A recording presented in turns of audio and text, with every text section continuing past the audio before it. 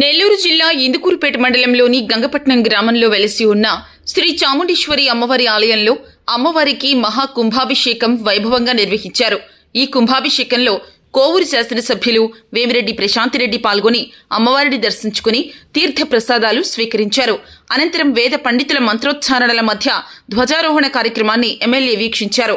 తదుపరి అమ్మవారికి నిర్వహించిన యాగశాలలను దర్శించుకుని అనంతరం ఆలయం పైన ఏర్పాటు చేసిన కుంభాభిషేక తీర్థాన్ని సేవించారు. ఈ కార్యక్రమంలో భాగంగా అమ్మవారి ఆలయ ప్రాంగణమంతా భక్తులతో కిటకిటలాడింది. భక్తులు అమ్మవారిని దర్శించుకునేందుకు బారులు తీరారు.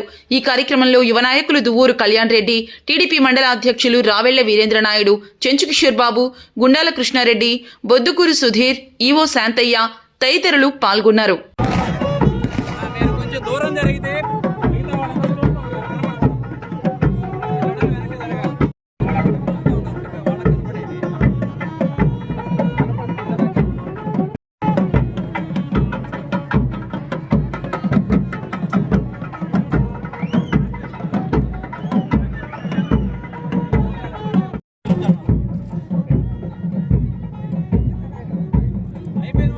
అంతా తీసుకోవచ్చమ్మా. కింద మరి అందరూ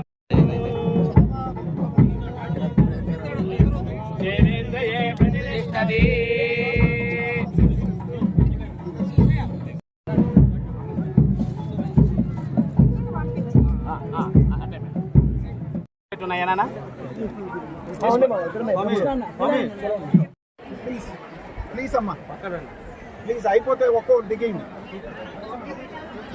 ఒక్కొక్కరిగా